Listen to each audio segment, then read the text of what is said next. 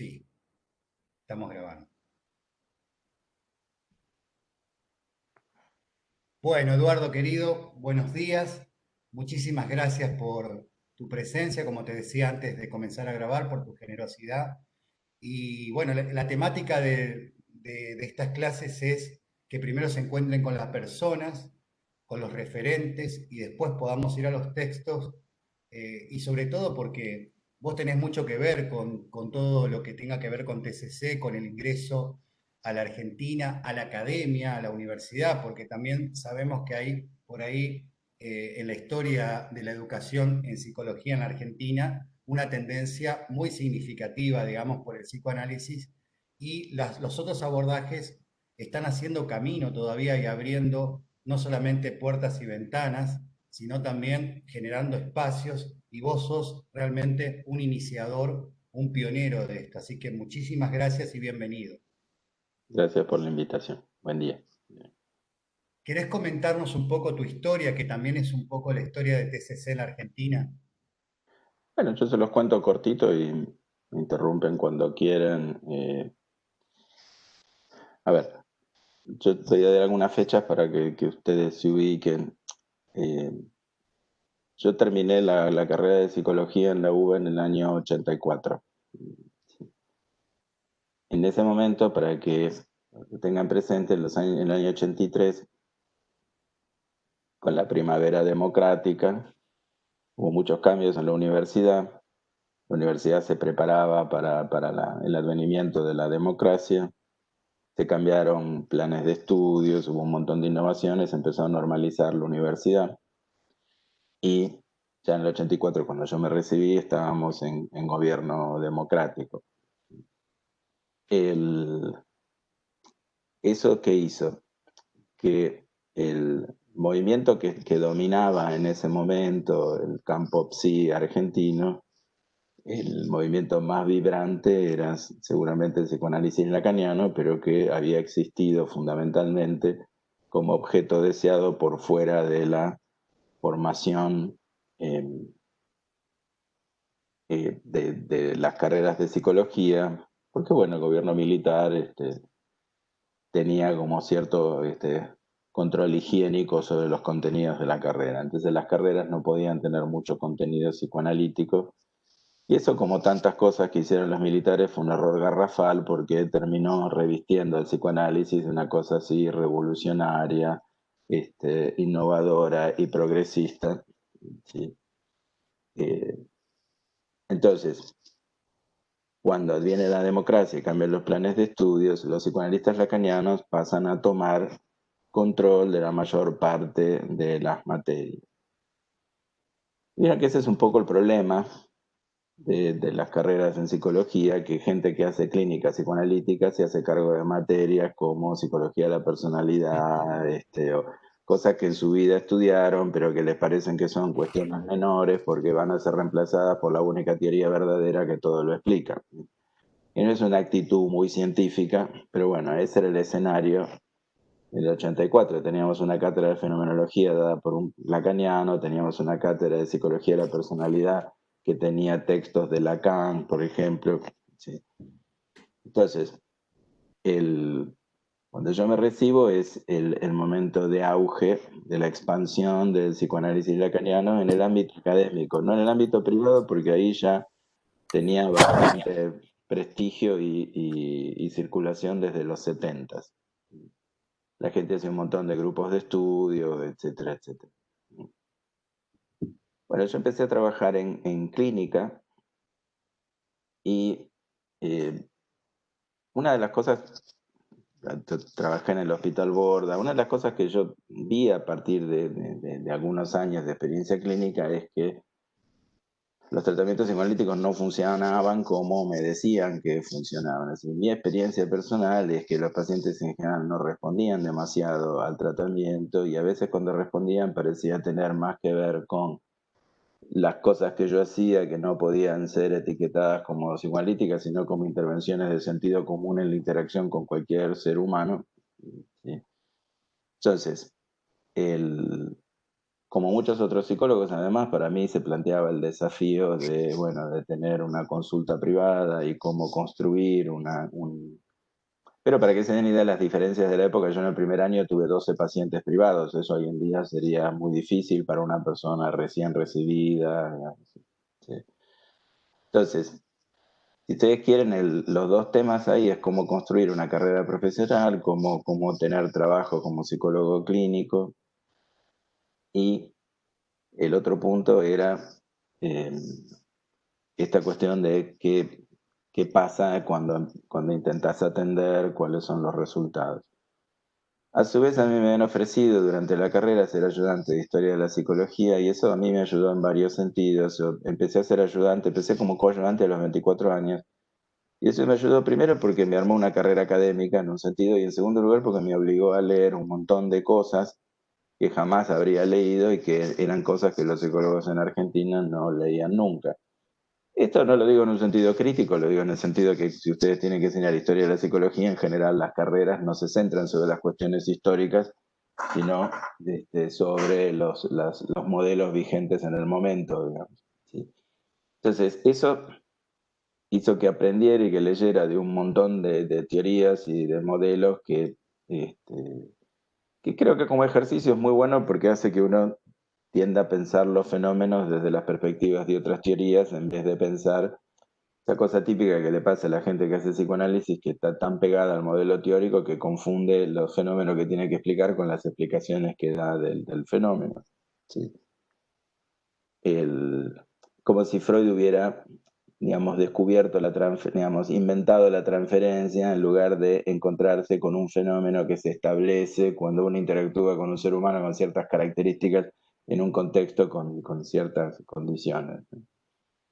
Entonces, para ser breve, a la par, eh, mi mejor amigo, que estaba haciendo la residencia en psiquiatría, estaba justamente en un hospital que en ese momento también atravesaba su propio proceso de cambio. Ustedes saben que la psiquiatría argentina estuvo muy dominada por el psicoanálisis, de hecho sigue bastante dominada por el psicoanálisis. Si ustedes ven la Asociación Psiquiátrica Argentina, APSA, todavía tiene un discurso psicoanalítico muy marcado. Pero mi amigo estaba trabajando en un hospital en el cual había gente innovadora como Alejandro Lagomarsino, lamentablemente falleció muy joven. Alejandro Lagomarsino fue probablemente el psiquiatra que más contribuyó a modernizar la clínica de los trastornos bipolares en Argentina. Entonces, ellos tenían reuniones semanales de discusiones de papers y era un hospital que estaba más en el tema de la psiquiatría y su pertenencia a las neurociencias y esta práctica de leer artículos científicos. ¿Sí? Ustedes se fijan en las carreras de psicología, en mi época, por ejemplo, nunca veíamos un artículo científico. Y hoy en día, todavía en la facultad, en la UBA, no son muchas las materias que tienen artículos científicos como parte de lo que los alumnos estudian. Entonces, con mi amigo, se llamaba Marcelo Veraza, nos juntábamos a leer y yo le contaba algunas cosas de historia de la psicología, historia de la ciencia, de epistemología, y él me contaba algunas cosas de psiquiatría, y a través de Marcelo yo me enteré de la existencia de la terapia cognitivo-conductual. Él le decía, mira, en los papers es la intervención psicoterapéutica que mencionan siempre. ¿Sí? El, entonces, digamos, ahí se mezcló un poco la disconformidad con lo que yo veía en el consultorio, el hecho de intentar construir una carrera en la clínica, digamos. Yo en ese sentido siempre fue muy clásico, como el psicólogo que quería tener un trabajo clínico, pero al mismo tiempo hice mi carrera, como muchos psicólogos de la época, en una materia. Yo fui concursando los cargos, ¿sí? Y por el crecimiento de la universidad, la apertura de los cargos, tuve la posibilidad de concursar como profesor adjunto y cuando tenía 29 años me convertí en profesor adjunto de historia de la psicología. Yo era muy jovencito, pero bueno, en realidad tuve esa posibilidad y eso, bueno, hizo que yo tuviera que leer mucho sobre el tema. Y otra de las cosas que me pasó es que en su momento, por una cuestión de decidir, bueno, a ver qué tema podía ser relevante, me metí un poco con el tema de historia del psicoanálisis, hice investigación sobre el proyecto Una psicología para neurólogos de Freud y eso. ¿Sí? Y si ustedes investigan un poco la historia del psicoanálisis, les cambia para siempre la mirada sobre el psicoanálisis, porque se empiezan a enterar de un montón de cosas. ¿Sí?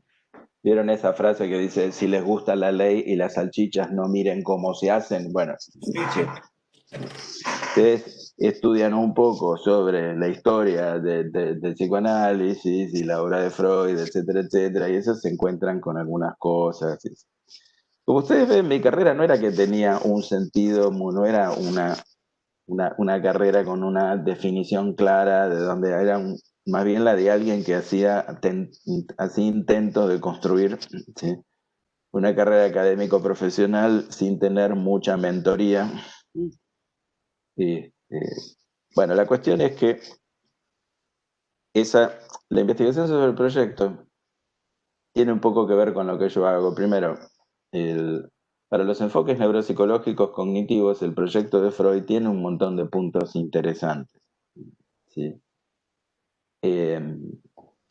En segundo lugar, eso me obligó a leer un montón de las referencias científicas de, de Freud de esa época. Estamos hablando de 1895, por ahí. ¿Sí? Pero al mismo tiempo, tenía entonces esta insatisfacción con la clínica, ¿sí? Y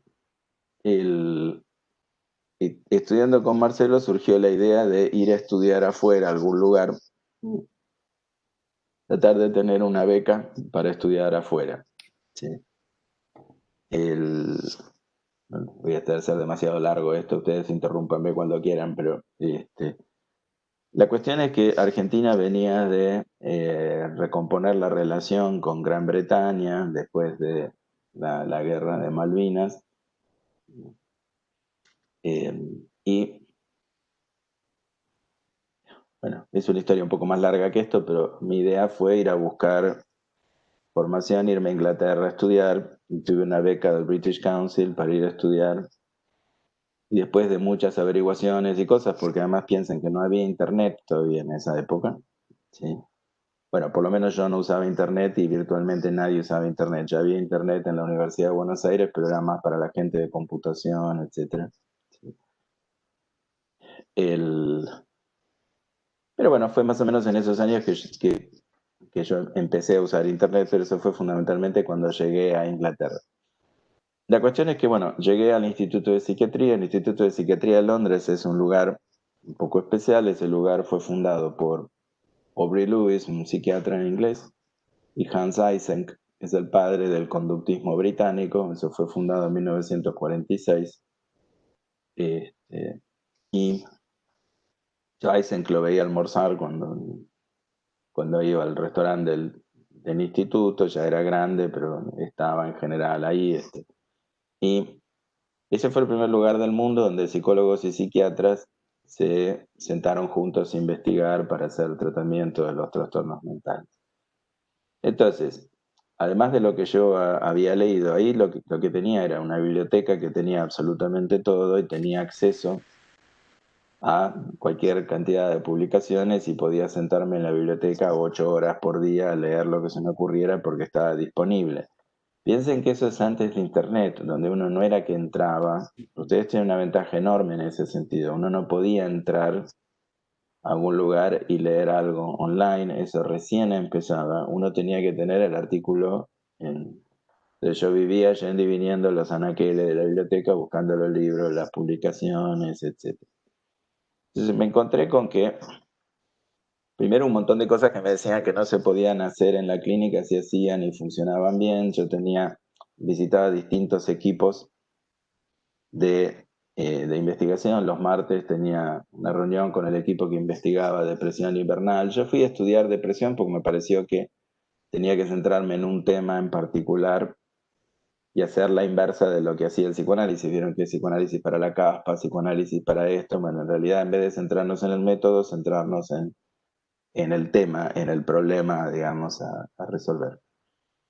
Bueno, y en el instituto me encontré con, claro, me encontré con cómo funciona la psicología clínica en uno de los mejores lugares de investigación del mundo. Claro, y ahí uno se da cuenta, ¿vieron cuando nosotros nos burlamos de Suecia, de las estrategias de Suecia, y después Suecia, sí, tiene la cuarta parte de los muertos nuestros, sí, tiene la economía funcionando normalmente y a nosotros nos sale todo para el orto? Bueno, eso es la sensación que uno tiene, sí, cuando va a estos lugares que conociste un montón de gente que te dijo que lo que hacían ahí estaba todo mal y vos vas y los ves bastante contentos y con las cosas funcionando bastante bien. Sí. El, Eso es muy importante. Acuérdense que Argentina es un tupper, ¿sí? Entonces, si no abren la tapa del tupper, van a creer que la realidad son los confines, ¿sí?, de ese frasco de plástico que los rodea, ¿sí? Entonces, yo me encontré además con un modelo que estaba como en la plena expansión, digamos. Ese fue el momento de auge de la terapia cognitivo-conductual. ¿Viste? Y em, yo tenía, vieron, como dice siempre Kuhn, que para cambiar los paradigmas, no es que yo cambié ningún paradigma, pero yo era suficientemente joven como para que eso me hiciera cambiar muy drásticamente en la manera de pensar sobre eso.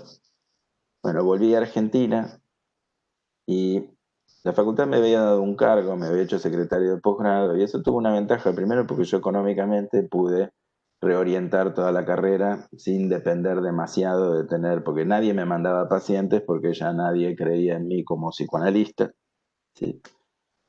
Eh, y, y por ende, digamos, el poder trabajar como secretario de posgrado me permitió, primero, hacer algunas innovaciones. Yo pude dar algunas cosas en posgrado que nadie daba, fundamentalmente cursos sobre depresión con enfoques de tratamiento cognitivo-conductuales. Y a su vez organizar algunas cosas de posgrado, por ejemplo, la invitación a Cory Newman, a quien yo invité 2 veces. Años más tarde, desde otro lugar, lo invité a Tom Borkovets a la Argentina. Entonces, el... pero claro, tenía un público muy chiquitito, ¿sí? Y a la gente por ahí le gustaba lo que yo enseñaba, pero a nadie le parecía como demasiado importante. Y la primera vez que a alguien le pareció que tenía que seguir estudiando conmigo fue recién en 1999. ¿Sí? En Argentina habían grupitos de personas que se interesaban por estas cosas. Sobre todo estaba el grupo de la Asociación de Trastornos de Ansiedad, eh, que invitaban, y es en los años 90, los pesos argentinos eran muy fuertes, entonces invitaron gente que es muy caro invitar, tenés que realmente pagarles muchísimo dinero. Invitaron a David Barlow, y eventualmente, para hacerlo corto, y lo dejaría acá en la primera parte, el primer hito fue cuando el, digamos, me ofrecieron o me propusieron crear una cátedra, digamos, alternativa de psicoterapia que tuviera un marco cognitivo-conductual, y eso empezó a funcionar en el 2000. Eso me lo sugirieron en el 98 más o menos. El proyecto estuvo listo en el 99 y empezó a funcionar en el 2000. Y fue la primera materia obligatoria de clínica con una orientación que no era psicoanalítica, que se abrió en la UBA. Y vieron que la Universidad de Buenos Aires lo que tiene es una fuerte impronta legitimante. En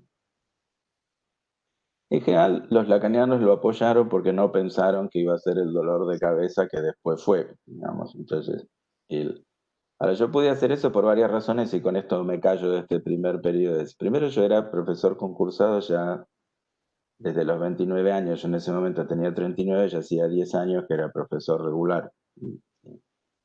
En segundo lugar, yo había estudiado afuera, en un lugar reconocido, y uno de los lineamientos de OAPS y de la Asociación de Universidades y Unidades Académicas que dictan carrera de psicología era: traten de favorecer que las personas que tienen una formación en el exterior después puedan volcar eso en la enseñanza de grado, ¿sí?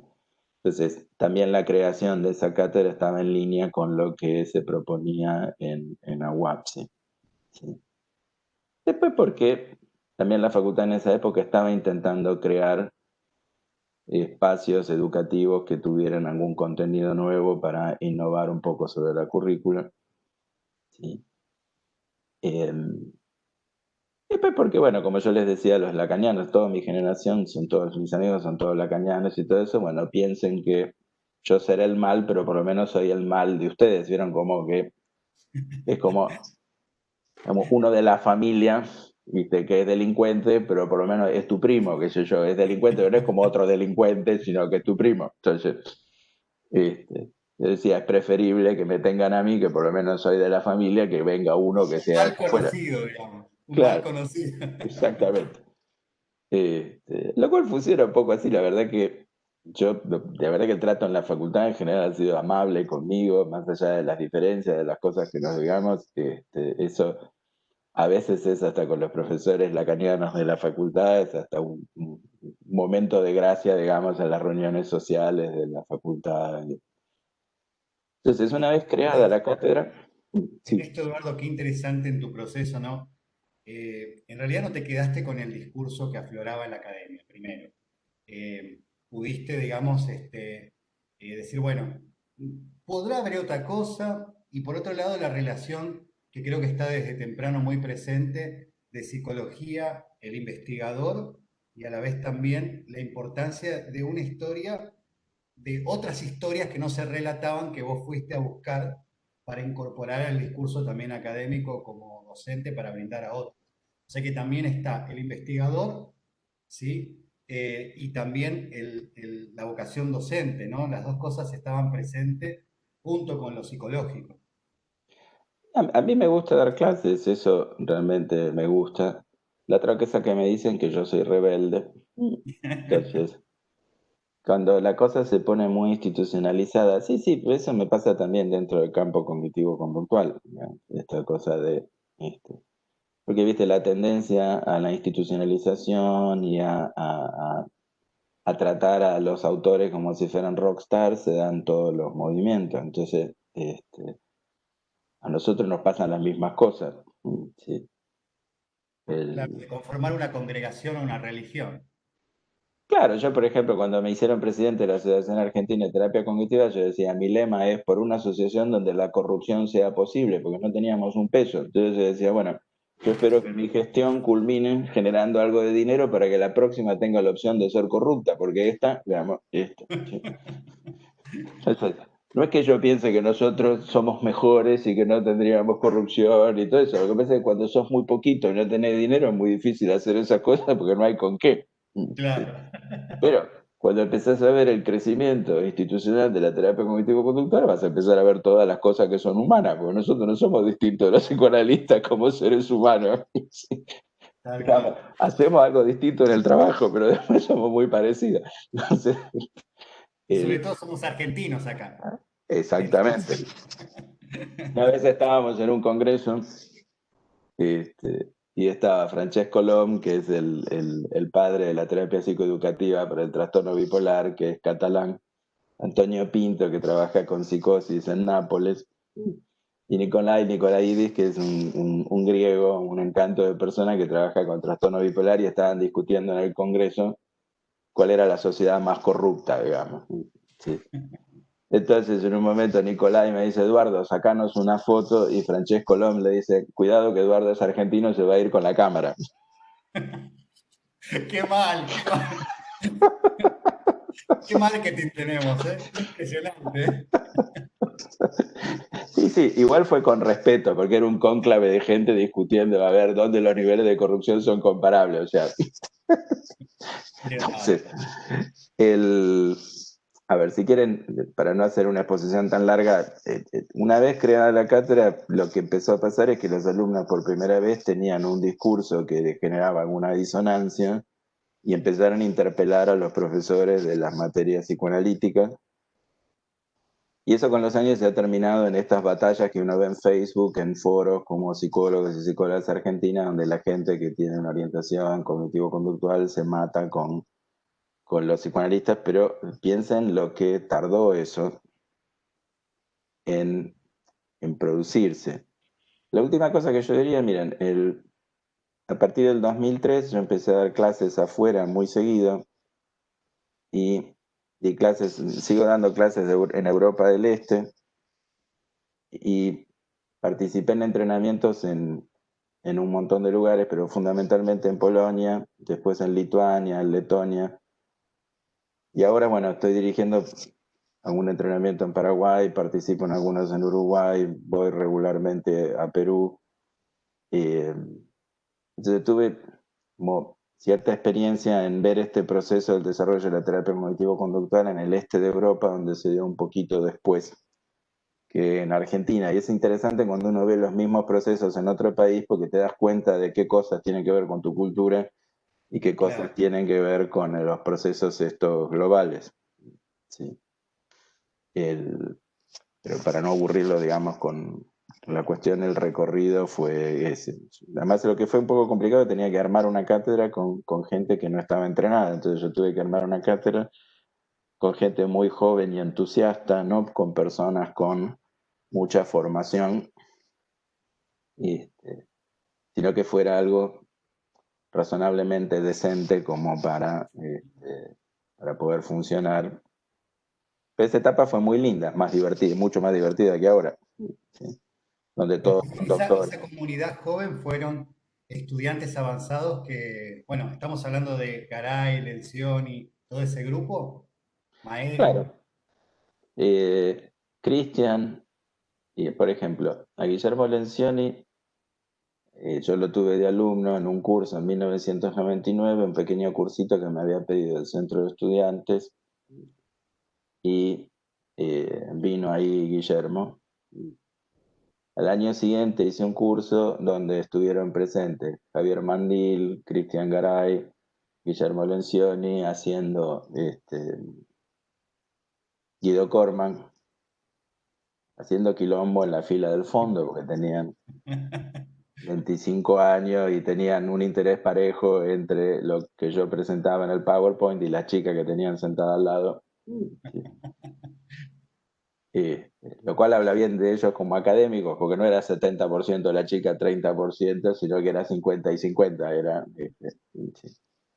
Eh, entonces, eran muy jovencitos y habían tenido un poquito de experiencia académica. Yo lo que traté fue de... Ayer estuve reunido con Hugo Galo, que trabaja ahora en Perú, que también fue uno de los primeros integrantes. Hugo tenía formación en terapia racional, emotivo-conductual. Eh, entonces, sí, fue un equipo que tenía que hacer una tarea en un nivel modesto. Yo lo que traté que fuéramos una cátedra digna.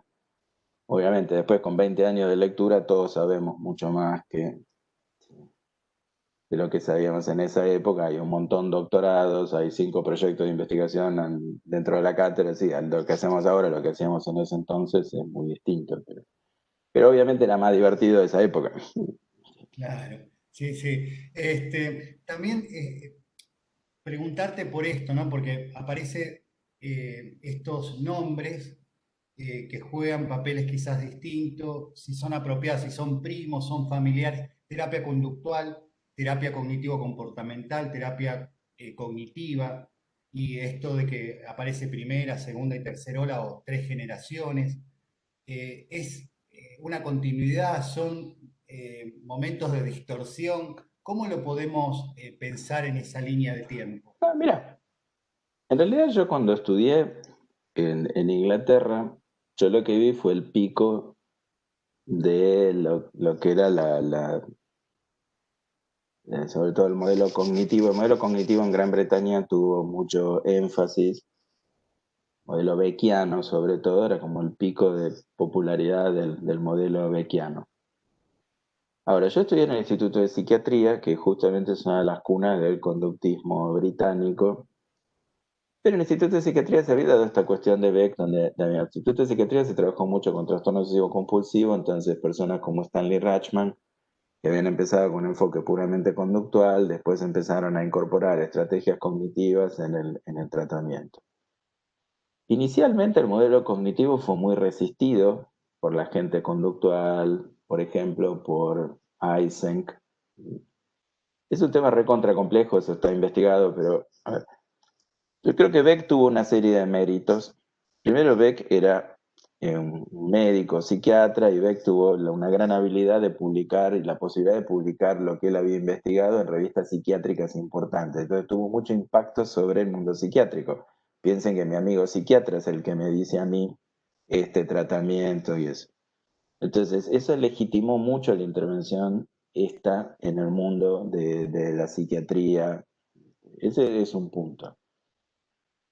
El otro tema es que la revolución cognitiva en los años 60, 70, digamos, hay como mucho interés en los modelos cognitivos, como ahora hay mucho interés en los modelos contextuales, y eso va a pasar, ¿sí? De hecho, ya está pasando, lo que pasa es que Argentina llega todo tarde, acuérdense.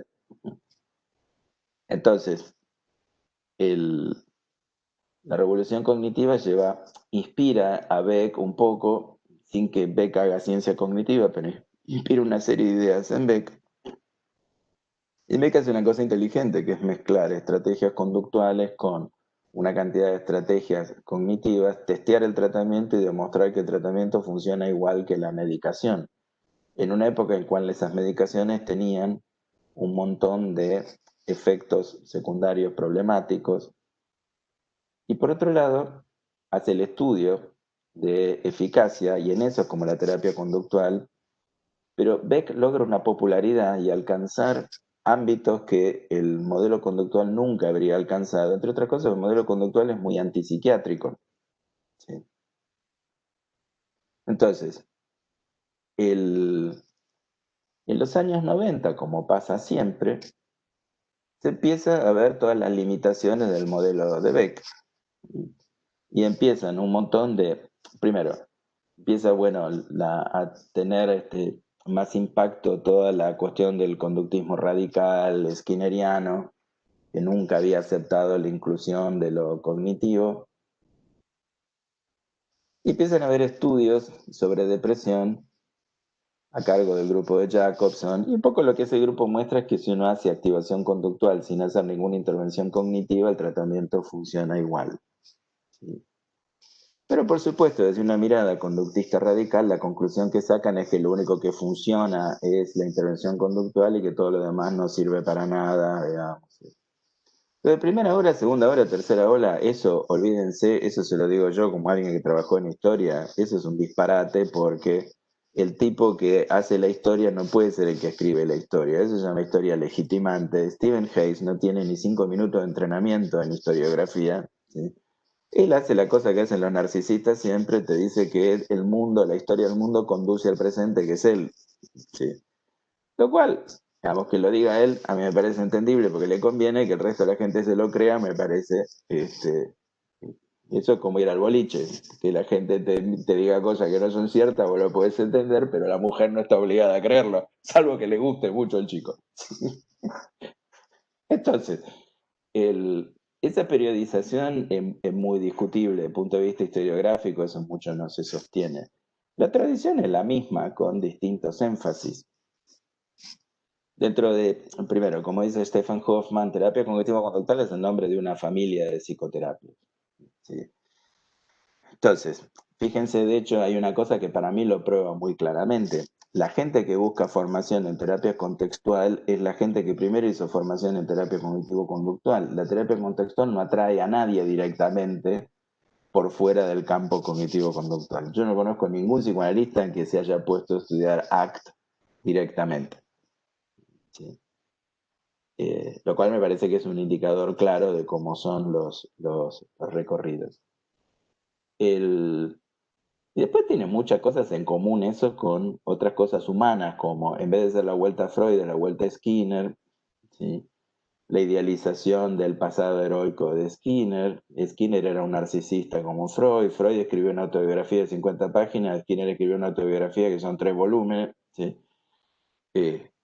Entonces, el, en ese sentido es similar. ¿Qué pasó? Ahí para mí el fenómeno es otro.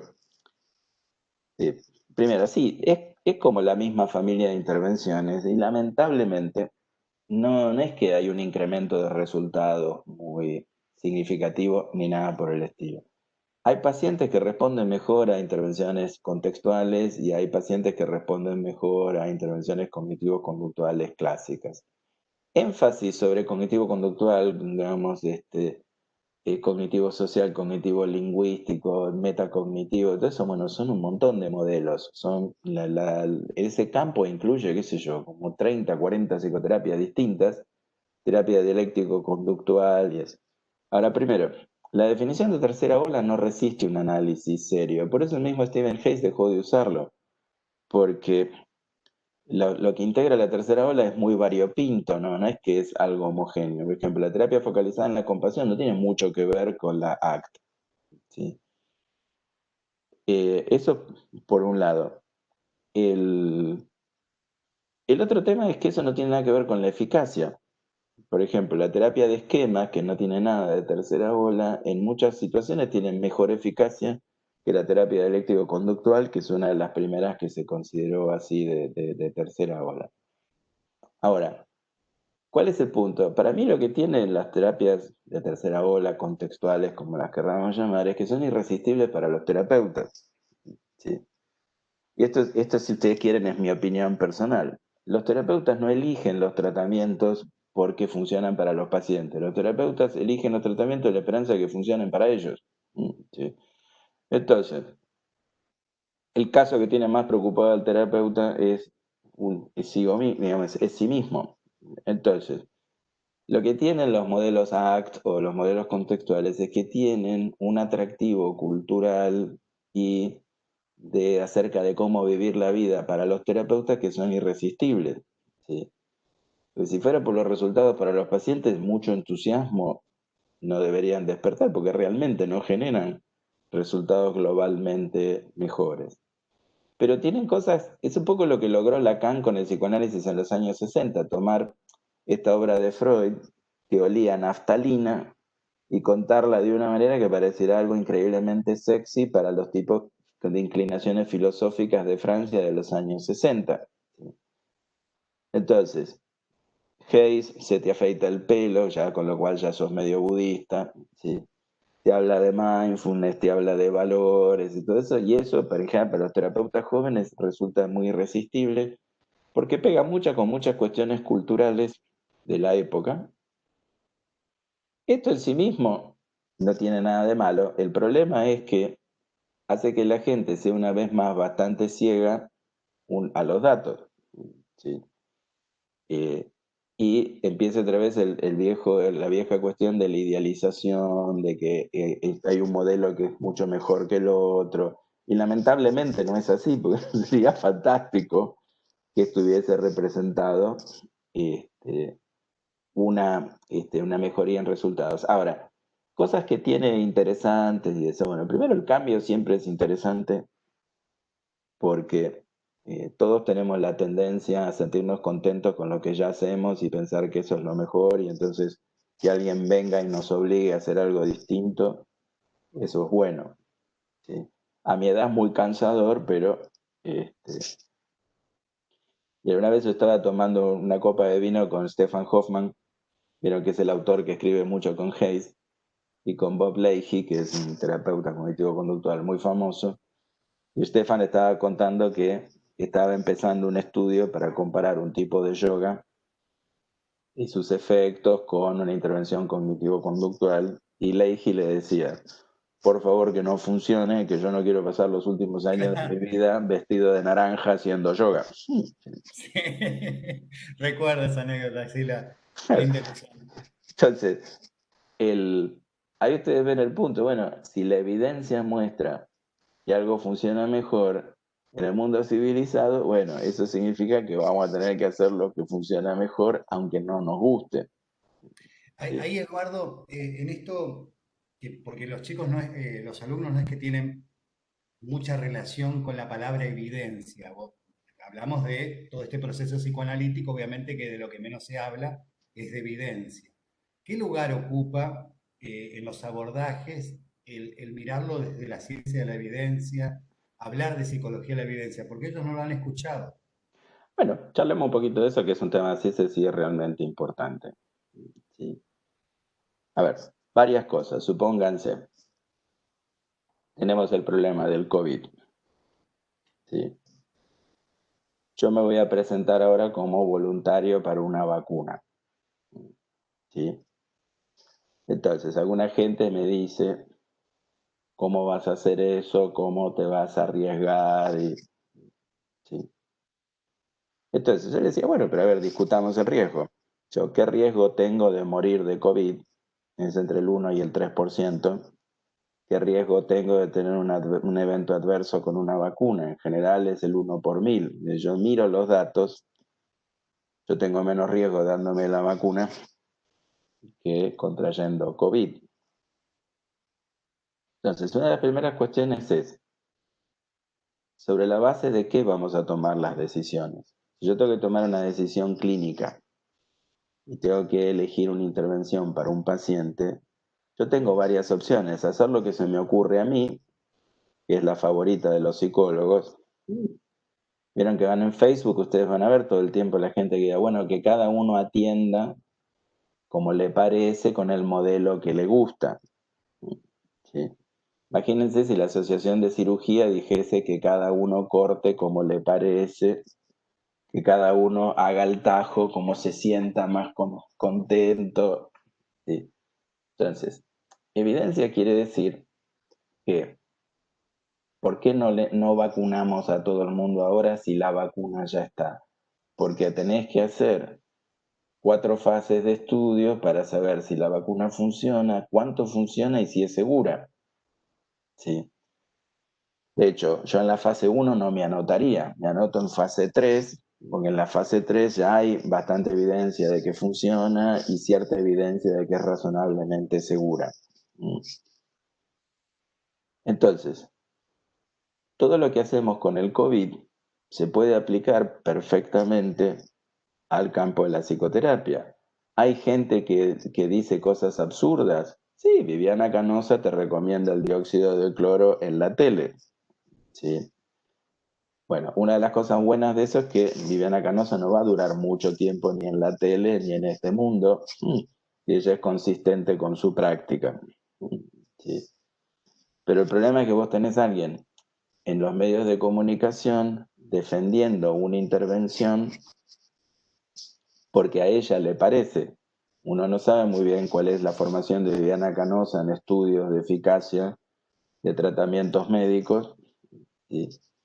Entonces, evidencia quiere decir que si yo quiero aplicar un tratamiento a una persona, tiene que haber algún dato más allá de mi preferencia personal o creencia personal.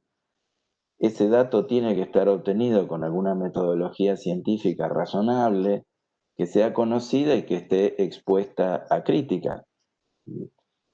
Porque todos tenemos el interés, mucha gente tiene interés en hacer el bien y mucha más gente todavía tiene interés en cobrar por hacer el bien. ¿Sí? Entonces, cuando ustedes escuchan, porque eso en la Facultad de Psicología es un deporte, hablar de las farmacéuticas y los intereses comerciales de las compañías farmacéuticas, por supuesto, para eso está el ANMAT o la Food and Drug Administration, ¿no? Son instituciones que controlan que lo que las compañías farmacéuticas quieren vender como medicamentos sean algo que realmente funciona y de modo seguro y no una manera de hacer plata. Entonces, como yo les decía antes, ¿por qué pensar que nosotros somos más puros que los psiquiatras o que estamos completamente inmunes a esas cosas? ¿Sí? Entonces, evidencia es eso. Si yo le aplico un tratamiento a una persona, ¿por qué elijo ese tratamiento y en qué me baso para pensar que lo que estoy haciendo puede funcionar? Puede ser el optimismo personal, puede ser la admiración por una persona o puede ser un conjunto de estudios que muestren que el tratamiento funciona. Entonces, Entonces, sí. ahí, Eduardo, cuando se habla de psicología de la evidencia, no sería una psicología. Eh, No, en principio esto es algo que es aplicable a todo y no es un marco teórico, es decir, no es que, por ejemplo, eh, uno puede discutir con, Pues supónganse, uno debe discutir con un conductista radical sobre cómo hay que hacer algo y esto, otro, pero nunca se discute sobre la investigación empírica como la manera de dirimir eso. Entonces, esto es como el juego democrático. Nosotros podemos estar en desacuerdo, pero después tenemos que respetar las reglas y ir a elecciones. El golpe de Estado no vale. ¿Sí? Claro. Entonces, con la evidencia empírica es lo mismo. Podemos tener ideas completamente distintas, pero eso hay que dirimirlo investigando. Ese es el punto. Después no importa si el otro es psicoanalista, conductista radical o lo que fuere.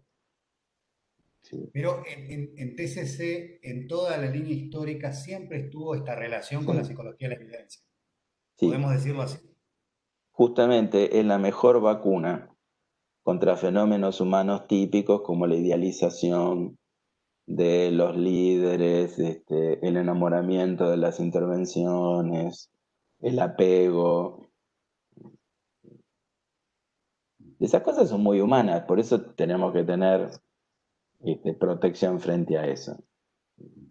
Y ¿Sí? digamos, en esto de la psicología de la evidencia como un punto nexo, digamos, eh, vos hoy nombraste, por ejemplo, la terapia central en la compasión. Hay algunos abordajes que se alejan más y otros que se acercan más a la evidencia. Bueno, a ver, hay un punto interesante. Primero, todos los tratamientos nuevos tienen menos evidencia porque son nuevos. Entonces ha habido poco tiempo para investigarlos. Tom Borkowitz, que es muy divertido, tiene un chiste sobre eso y dice, hay que usar los tratamientos cuando son nuevos antes de que pierdan la eficacia. ¿Qué pasa? Cuando un tratamiento es nuevo, vos tenés poquitos estudios y en general esos estudios han sido hechos con pacientes que pegan mucho para el modelo. Entonces, siempre los primeros estudios de resultados de un tratamiento te dan resultados más elevados. A medida que te vas poniendo más riguroso con la metodología, a medida que los vas poniendo con pacientes menos característicos, los resultados van bajando. Entonces, los tratamientos que están hace más tiempo tienden a tener resultados más modestos que los tratamientos nuevos. Eso tenés que tener cuidado. Después el otro tema es la calidad de la evidencia. ¿Qué tan bien hechos están los estudios? Por ejemplo, los estudios de mindfulness están todos muy inflados.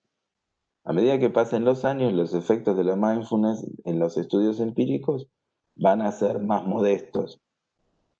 Pero esto pasa en general, no es que pasa con la mindfulness en particular. La mindfulness tiene algunos problemas específicos, pero este, metodológicos. Pero en general pasa con las intervenciones en general.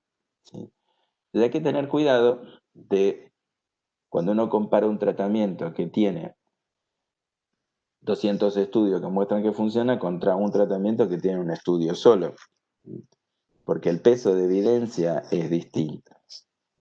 ¿Sí? Entonces, es muy importante eso, porque la tendencia natural que uno tiene es decir que el tratamiento de uno funciona porque tiene un estudio solo y el del otro no funciona aunque tenga 300 estudios. Te cuento un ejemplo típico nuestro, para Sí, no cargarlo sobre los psicoanalistas. ¿Sí? Si vos mirás el enfoque de terapia de aceptación y compromiso, te dicen que cuestionar el contenido cognitivo es contraproducente y más o menos que hace mal y sos, digamos, un criminal si haces eso. Claro, el único detalle es que el tratamiento de Beck para la depresión tiene cientos de estudios que demuestran su eficacia. Entonces, hermano, si eso no funcionase o si hiciera mal, ¿cómo es que el tratamiento consigue tanta evidencia? Entonces ahí ustedes tienen uno de los temas de discusión de hace mucho tiempo, ¿por qué funciona la terapia de Beck para la depresión? ¿Cuál es el mecanismo por el cual funciona? El, a la vez, si yo tengo que defender el otro costado, bueno, pero cuando se hicieron estudios de desmantelamiento, no es que las estrategias centradas en la cognición demostraron ser las que más decisivamente contribuyen a la varianza. ¿Sí? Pero tampoco la explicación de Beck de por qué funciona su tratamiento cierra con los datos. Necesitamos otra explicación. ¿Sí? claro. Entonces, Y, sí, y Eduardo, y la cuestión de, de lo cultural, porque también nosotros somos una sociedad muy particular, la Argentina, ¿no? Pero en este proceso de ponerlo en práctica, de ver cómo funciona, también se da esto que en algunas culturas funciona y en otras no. Bueno, la investigación transcultural de la terapia cognitivo-conductual le da un resultado positivo, es una intervención que funciona bien en distintas culturas. ¿Sí? Ah, Eso está investigado modestamente, pero te diría que probablemente la psicoterapia más investigada en ese sentido del ajuste transcultural. Ahora, sobre lo que hay investigación, pero menos, es sobre características. Alicia Facio en Paraná hizo un poco de investigación sobre eso. Em, La terapia cognitivo-conductual es muy anglosajona, entonces tiene algunas cosas que son más fácilmente recibidas en la cultura anglosajona que en otras culturas. Yo ahora cuando estoy atendiendo online pacientes del exterior y algunas cosas me hacen gracia porque yo sé que el uso de registros y todo eso, por ejemplo, con los pacientes anglosajones, en general es tomado más naturalmente que con el paciente argentino. Yo te diría que no veo una diferencia tan grande en la sociedad argentina convencional. Te diría que por ahí es un desafío si vos tenés que atender a alguien de una cultura, suponete, algún wichi o ujú. algún paraguayo que venga, digamos, con prácticas como el payé o este tipo de cosas. Eso tenés que ajustar un poco a la dimensión cultural, pero en general es un tratamiento que se transporta bien, que no tiene tantas barreras por la cuestión cultural. Yo te diría que por ahí más que la cultura, una de las cosas que hay que ver es el tema de la clase social y Mm. el confort que la persona tenga con la tecnología y con los registros. Una persona pobre con poca educación que no está muy acostumbrada a usar lápiz, papel o por ahí es más fácil que esa persona entrar por el celular paradójicamente que por la escritura. ¿Sí? Sí. A veces a esa persona es más fácil decirle que lleve registros en el teléfono que sí usa, que decirle que use mucho lápiz y papel, que es una destreza más académica con la que no tiene familiaridad. Qué cosa, ¿no? Cierto. Qué cosa, sí, sí, se nota mucho. Hay gente que por ahí tiene un celular súper, digamos, y una casa chiquitita, digamos, pero Sí, sí, sí, sí, es sí. una cuestión Porque que en se Argentina resuelve. el celular es aspiracional. Pero mira, con otras cosas, por ejemplo, cuando vos haces una universidad que la vas a poner en un lugar no privilegiado, como diría nuestra líder en La Matanza, vos cuando pones una universidad en La Matanza no tenés que poner con forma de templo griego, porque eso expulsa a la gente. Tenés que darle al edificio un look que sea mucho más modesto en arquitectónico para que la gente no sienta, ¿sí?, que es un lugar que no le corresponde. ¿Sí? El- Justamente para que no se active lo que se le activó a la líder, que es la diferencia entre Harvard y La Matanza. Claro. Porque el tipo pobre Harvard le va a dar susto y le va a parecer que no es para, digamos. Entonces, con la terapia tenés que hacer lo mismo. Mi hija dice que yo hablo como si fuera el siglo XIX. En ese entonces, el, el lenguaje que uno usa, uno tiene que tratar de, o si no lo vas a cambiar, por lo menos decirle al paciente que uno habla así porque es profesor, qué sé yo, ¿viste? Es una cuestión del trabajo. Yo diría, me preocupa más eso que la cuestión de la diversidad cultural, porque en general yo no he visto que eso sea tan complicado. Sí te pasan cosas graciosas. Yo supervisando en Polonia, por ejemplo, me han pasado cosas cómicas. Por ejemplo, hay una que cuento siempre, que me la han escuchado, que estaba supervisando y la psicóloga me cuenta que la paciente va todos los domingos al cementerio. Yo digo, está recontra deprimida, internenla ya. Y después me entero que en realidad las chicas en los pueblos chiquitos de Polonia van al cementerio el domingo para conocer chicos que también van al cementerio el domingo, que es como la misa de 7 acá los sábados, no tiene mucho que ver con la celebración de la cristiandad, sino con ver a ver a alguien quién puede ver antes de ir a bailar. Entonces, el, La chica estaba teniendo una conducta de apertura totalmente saludable y yo la estaba leyendo como una cuestión sintomática por la diferencia cultural. Sí. Claro, esto de lo necesario de contextualizar, de ver la Sí, dinámica de cada lugar, digamos. y el problema es cuando el terapeuta puede no leer bien la cultura del paciente. Ese es el problema más grande. ¿Sí? El Instituto de Psiquiatría teníamos un antropólogo, por ejemplo, que si tenías como Londres es muy multicultural, si tenías un paciente de una cultura muy distinta, el antropólogo te asesoraba para que vos pudieras entender qué era del paciente y qué era de la cultura del paciente. ¿Sí?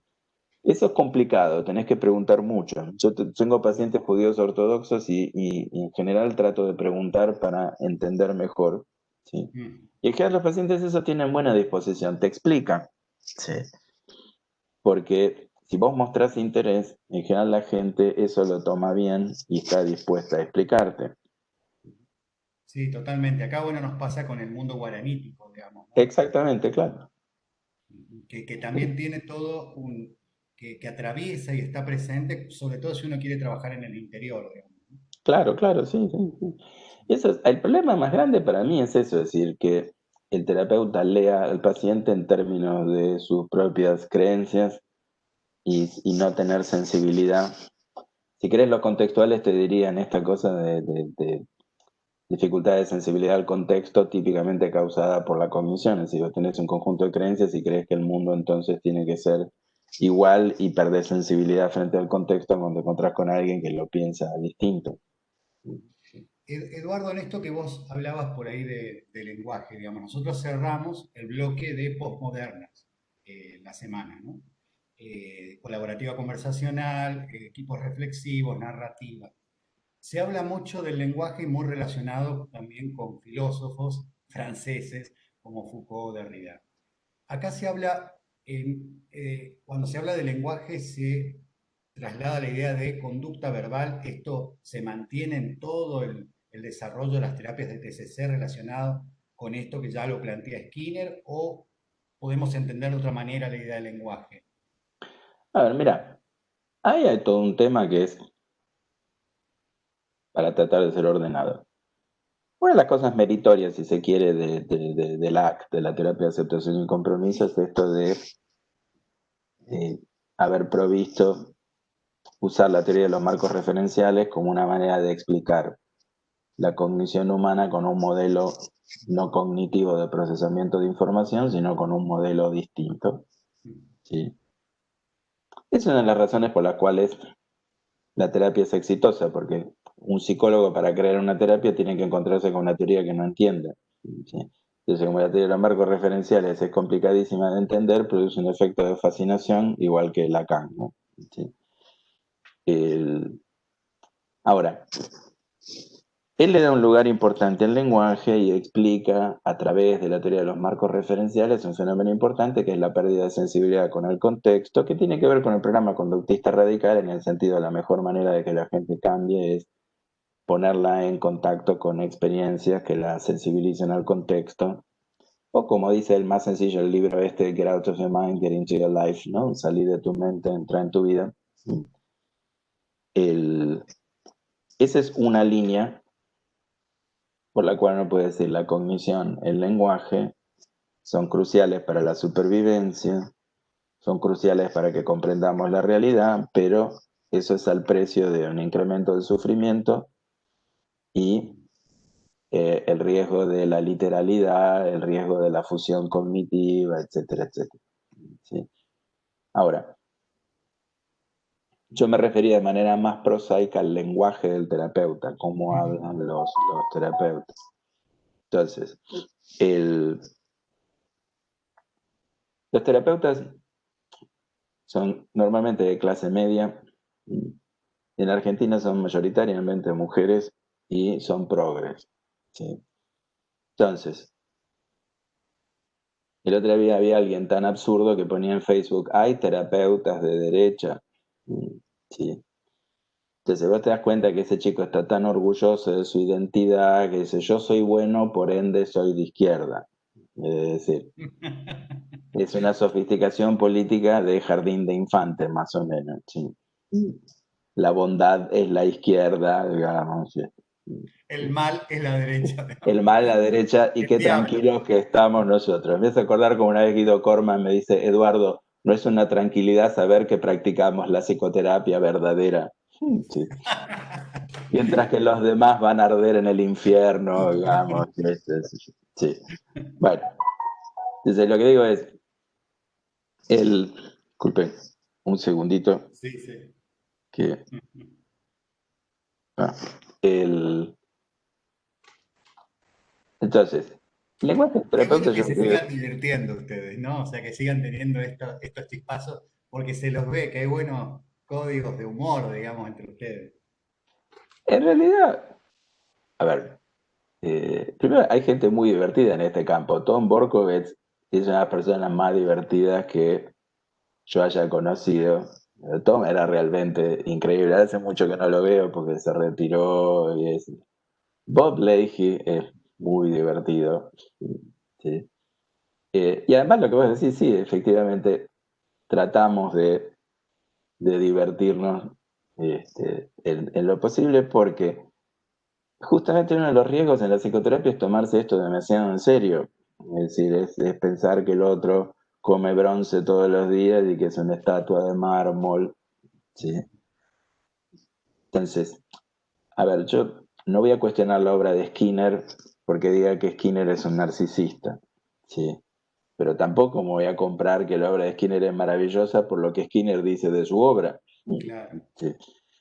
Entonces, el, respecto al tema del lenguaje, uno tiene que tratar de hablar el lenguaje del paciente. Eso es una regla general de todos los modelos de psicoterapia. ¿Sí? Y los terapeutas muchas veces no se dan cuenta de lo estereotípicos que son. Entonces, cuando el paciente es muy rico o el paciente es muy pobre, eso produce problemas porque el terapeuta tiene las ideas típicas, creencias típicas de clase media. ¿Sí? Supónganse, si ustedes leen Mafalda recordando a Quina, y todo eso lo que ven ahí son el sistema de creencias de la clase media argentina en una época que la clase media en Argentina era el 70% de la sociedad, no como ahora que es con suerte el 30%. ¿Sí? Entonces, nuestra clase social incide en cómo escuchamos a los pacientes. ¿Sí? Eh, entonces, en general, los terapeutas tienden a ser mejores con pacientes que son parecidos, en el sentido de que no le plantean tantos desafíos porque son parecidos. Si yo tengo que atender a un paciente indigente, es obvio que voy a tener un montón de dificultades, voy a hacer un montón de cosas mal. ¿Sí? Y además también me voy a encontrar con todas las creencias y prejuicios del paciente para conmigo. ¿Sí? El género es otro factor. ¿Sí? Eh, donde uno nunca va a terminar de comprender la experiencia de una mujer o de alguien trans o lo que eso es porque pero el paciente trans tampoco te va a entender, es decir, eso es de doble vía. Sí. Entonces, el, ahí hay un punto que es muy importante para la psicoterapia en general, que es cómo hacemos el esfuerzo máximo posible por comprender a los pacientes sabiendo que no vamos a tener las experiencias para estar en sus zapatos y que eso siempre va a ser limitado, pero a su vez que los pacientes también entiendan y respeten nuestros valores, aunque no sean los mismos. ¿Sí? Y eso, a mí me parece que eso es interesante porque obliga a un ejercicio, es mucho más interesante que atender pacientes que son igualitos a nosotros. ¿Sí? Y lo que hay que evitar es que es típico en Argentina es el esfuerzo reformista. Es decir, que esa cosa evangélica que suelen tener los terapeutas en Argentina que quieren que los pacientes compartan sus valores y una vez que el paciente piensa igual política, religiosa y socialmente, le pueden dar el alta. Claro. Sí, muy, muy religioso eso. Sí, sí, Claro. sí. Sí, sí. Pero qué interesante esto de sentir que el mejor lugar es el diferente, el desafío para, no solamente para la terapia, sino para el terapeuta. Y lo que pasa es que ahí es donde aprendes, porque, a ver, lo otro lo hace cualquiera, digamos. Ese es a ver, puede ser cansador, pero primero, si uno no tiene interés por la diversidad, es mejor que no sea terapeuta. ¿sí? Uno tiene que tener fascinación por la diversidad humana y eso. El otro tema, mire, la cultura argentina es muy homogénea, ese es el otro problema. Entonces, la verdad que una de las cosas que ayuda es que los terapeutas trabajen con gente de afuera, estén en otros lugares. Yo les cuento un ejemplo típico. Una vez discutiendo con un alumno sobre una cosa de la facultad, yo decía, esta cosa de esta facultad. Entonces me decía, en todo el mundo es igual. Yo le digo, a ver, ¿cuántas universidades de afuera conoces? Claro. Ninguna. ¿Cuántas veces saliste de Argentina? Nunca. Y entonces, ¿de dónde sacás esa convicción? Primero para llevarme la contra. Sí, ¿viste? No sé si notás que sos una alumna de quinto año, ¿entendés? Es decir, sí. Y entonces sacás esa convicción de que todo el mundo es igual. Sí. Entonces, ahí lo que ves es inflexibilidad cognitiva. Eso es malo para ser terapeuta. Sí. Y por eso digo, para mí la experiencia de ver distintas culturas y eso ayuda mucho. Y a veces lo lindo de eso también es cuando te encontrás con lo mismo. Porque cuando vos te encontrás con lo mismo en Letonia, te das cuenta que ahí hay algo universal humano, porque si no es muy difícil de explicar. Qué Sí. bárbaro. Sí, sí, sí. Sí, sí. Estás en un ambiente muy diferente. Este, entonces, el, la habilidad del terapeuta para relacionarse con personas distintas, eso es crucial, más allá del modelo teórico. ¿Sí? O cómo ganás credibilidad. Supónganse, cuando yo era jovencito, me ganaba unos mangos dando clases de castellano para ejecutivos de empresas petroleras. ¿Sí? Entonces me consultó hace unos años un ingeniero en petróleo y cuando vio que yo le hacía una metáfora apelando a la sísmica, y el tipo vio que yo sabía lo que era la sísmica, la alianza terapéutica cambió drásticamente porque el tipo me empezó a respetar mucho más. Le pareció que yo era un interlocutor mucho más creíble. Claro. ¿Sí? Sí, sí, sí. Mi Sí. conocimiento obviamente era ínfimo, pero Claro. En esto de todo el abanico que vos decías, hablabas de un abanico muy grande cuando se habla de TCC no se habla de un abordaje único, sino de una pluralidad de voces, por decir así. En tu accionar, vos, viene la persona del cliente, del paciente, del consultante, eh, vos apelás a ese abanico, o sea, tu servicio hacia esa persona va en función a mira, lo que aparece ahí. ¿Cómo lees esa situación terapéutica? yo lo que creo que, a ver, em, yo estoy convencido que primero que lo de la tercera ola se tiene que terminar, que eso es una mala idea. En ese sentido estoy con Stefan Hoffman. Y probablemente les conté la anécdota cuando Hoffman vino acá a Buenos Aires en 2015. Él me dice, estamos escribiendo un libro con Stephen Hayes y estamos buscando como el nombre para esta intervención. Yo le sugerí, llámenla terapia focalizada en procesos. ¿Sí? Porque en realidad lo que tenemos en común son los procesos. ¿Sí? Bueno, le pusieron terapia basada en procesos, digamos. ¿Sí?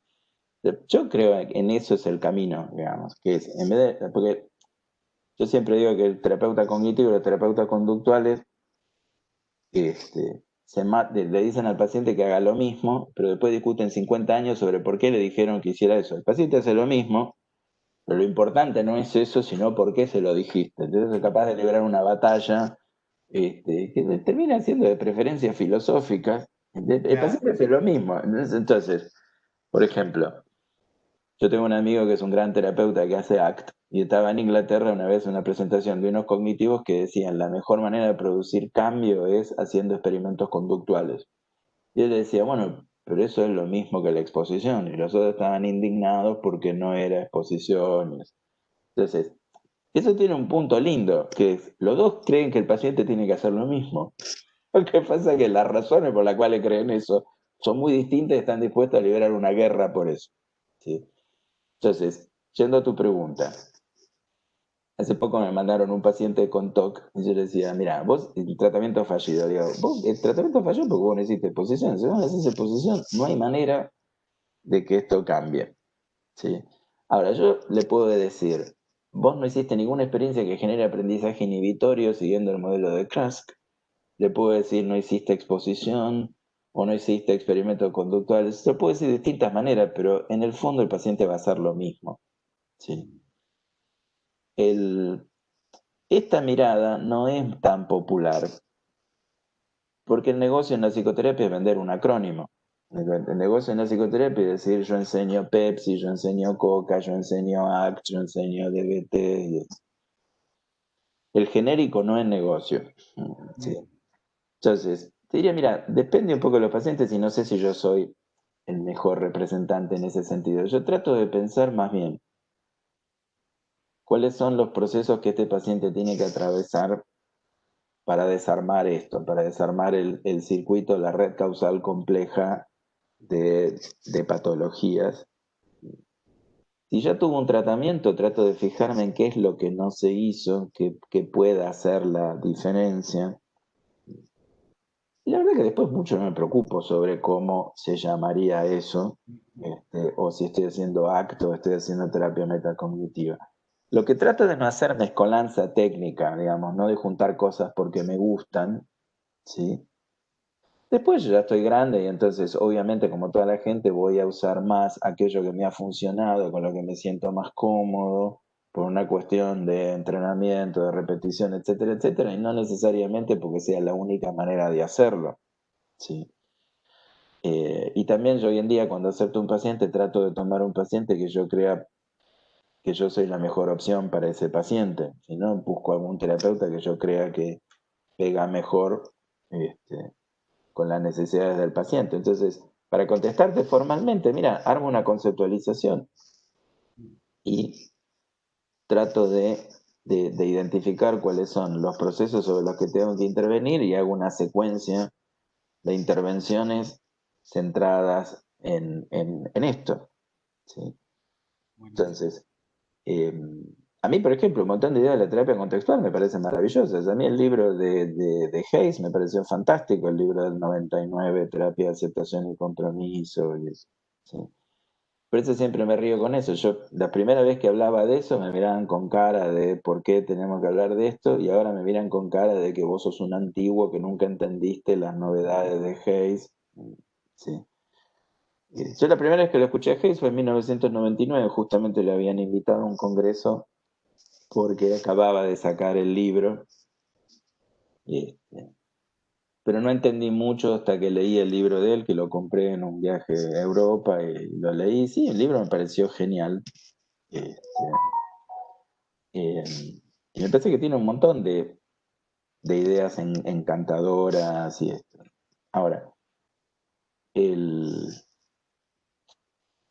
podría hacer 3 millones de críticas, digamos, a eso. Pero te hago una reflexión que por ahí sí es relevante para la materia y para los alumnos.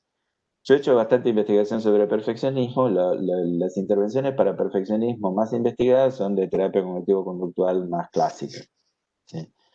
El otro día vi una chica en España que ponía un artículo sobre perfeccionismo y era genial, porque vieron que yo les estoy hablando de la evidencia. Entonces, el artículo era terapia de aceptación y compromiso para el perfeccionismo. Pero eso tiene una evidencia muy pobre. No hay evidencia todavía contundente de que eso funciona. Me preguntan a mí y seguramente si siguen investigando va a funcionar, pero todavía no está terminada esa investigación. En cambio, la terapia cognitivo-conductual clásica tiene un montón de investigación, es el estándar hoy en día de tratamiento. Pero esta chica que declama amor por la evidencia, no ama tanto la evidencia como ama la ACT. ¿Sí? Entonces, entre esos dos amores gana por goleada la ACT. Después te hace una explicación de cómo se desarrolla el perfeccionismo, que yo decía, ¿quién tuviera la convicción de la juventud? Porque esta chica está segura de que el perfeccionismo se desarrolla así, cuando en realidad no hay mucho consenso todavía sobre qué es el perfeccionismo y cómo se desarrolla. ¿Sí? Pero ella está segura de que es una conducta aprendida a través de esto. Una vez más, ¿está diciendo pavadas? No, está haciendo una explicación conductual muy plausible del desarrollo del perfeccionismo. ¿Pero tiene evidencia eso? No. No es que no hay tantos estudios que muestren eso. ¿Sí? El tema es sumamente complejo. ¿Sí?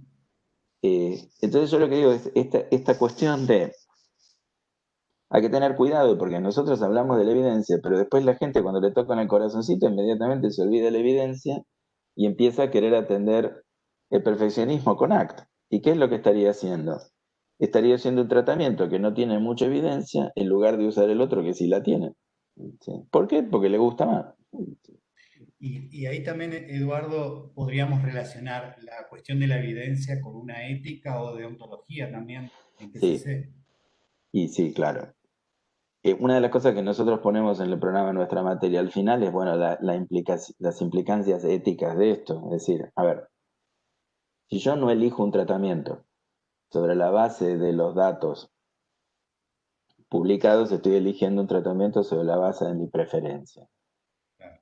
Yo no es que pienso que la ACT no va a funcionar para el perfeccionismo, de hecho pienso que seguramente va a funcionar igual, porque no veo muchas razones para que funcione distinto. ¿Sí? Pero eso hay que probarlo, no hay que suponerlo. ¿Sí?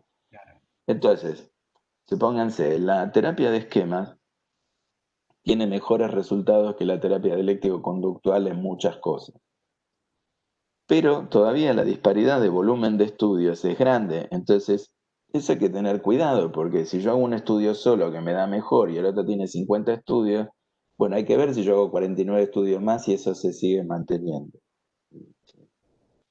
Pero nosotros nos abrazamos a las teorías para construir nuestra identidad personal, para construir nuestra visión del mundo, y eso es muy riesgoso cuando uno tiene 20 y pico. Claro. Cuando uno se pone viejo, lo bueno es que el mundo está mal, entonces uno ya no necesita, ya no desarrolla tanta fe porque todo lo que pasa está mal. Sí. Como me decía ayer un paciente de 69 años, dice, ¿es porque estoy viejo? Le digo, sí, es porque estás viejo y además deja de decirlo tanto porque si no ya la gente lo nota. Ahí mira, digamos, a ese lugar donde vos te estás haciendo Claro, sí, por vos. lo menos hace silencio sobre tu disconformidad con el mundo, digamos. Eh, y Eduardo, sigue siendo también todavía preeminente el que la actualidad, lo nuevo está en inglés y poco en castellano. El 90% de lo que se publica en psicología se publica en inglés. Los alemanes publican en inglés, los escandinavos publican en inglés. Eso no hay vuelta atrás. Una cosa que yo les puedo recomendar es lean bien en inglés, porque eso es la clave, más en un mundo donde la piratería es sencilla. ¿Sí? Porque en mi época había que saber inglés y poder comprar el libro. Hoy en día hay que saber inglés y saber hacer piratería. Es mucho más Sí, fácil el mundo contemporáneo. ¿Sí? sí, sí, sí. Bueno, y hay traductores también. Sí, ahora, no, los traductores puede ser que mejoren, lo que pasa es que para el nivel de sutileza de lo que hay que explicar en psicoterapia, los traductores no están todavía a la altura de la tarea, pero para alguien joven, si tienen que hacer una inversión de aprendizaje, háganla en el inglés, eso sin duda. Y esto que también vos decías, que sería una buena posibilidad para los que puedan de salir de este microclima, de este tupper de la Argentina y poder conseguir escuchar otras voces desde otro lugar, ¿no? Miren, por ejemplo, nosotros acabamos de armar una sociedad argentino-alemana de terapia conductual, Ah, ¿sí? mirá.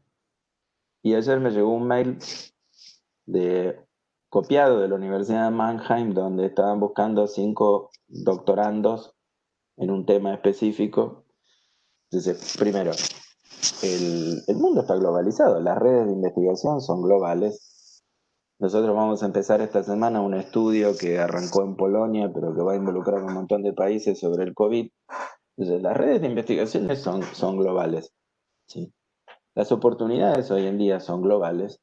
¿Sí? Y la Argentina le va horriblemente mal, con lo cual todas esas razones sugieren que conviene pensar más la carrera en términos globales que pensarlo en términos de abrir un consultorio en el barrio donde uno vivió toda la vida.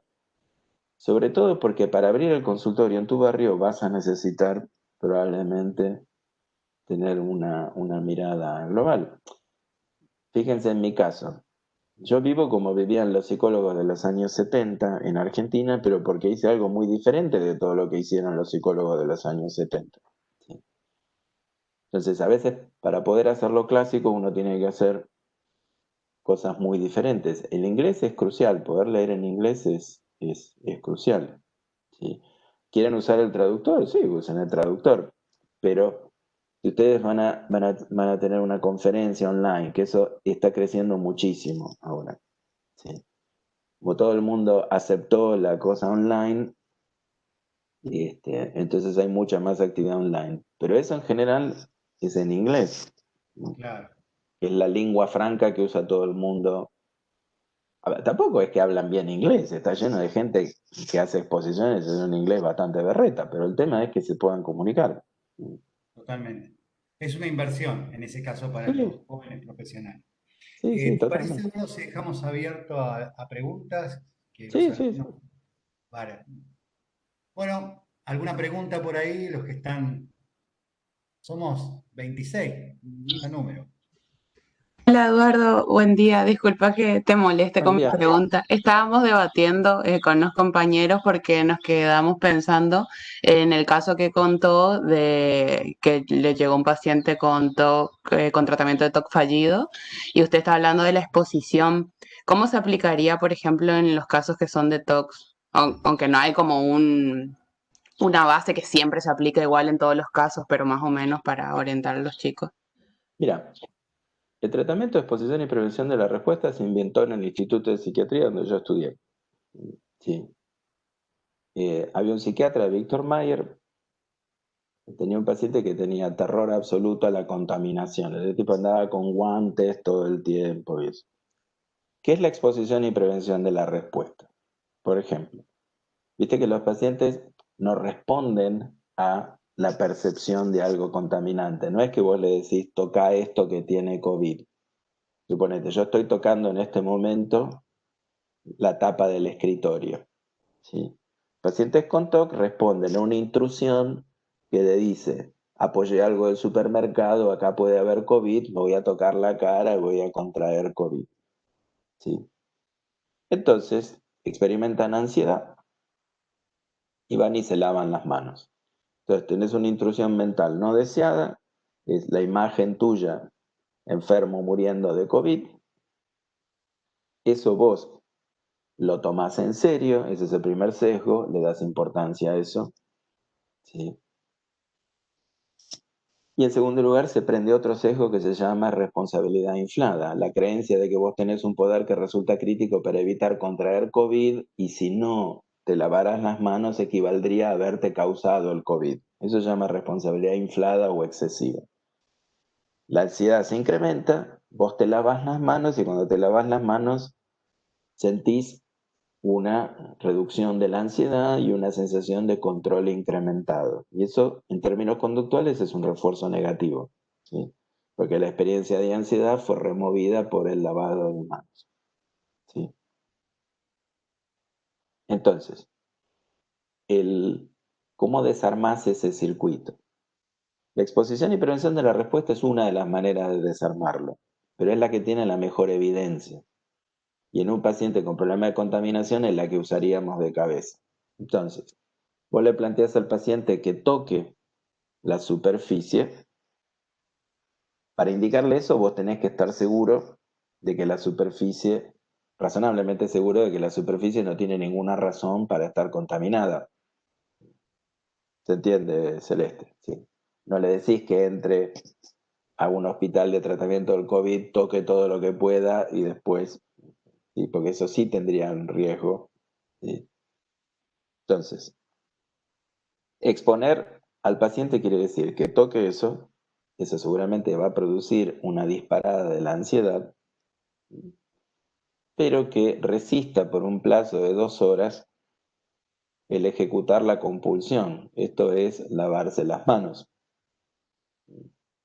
Suponete, en este paciente en particular, él tiene la intrusión de que va a agarrar el WhatsApp y le va a escribir a chicas con las que salió anteriormente, y no la novia actual, le va a escribir te amo.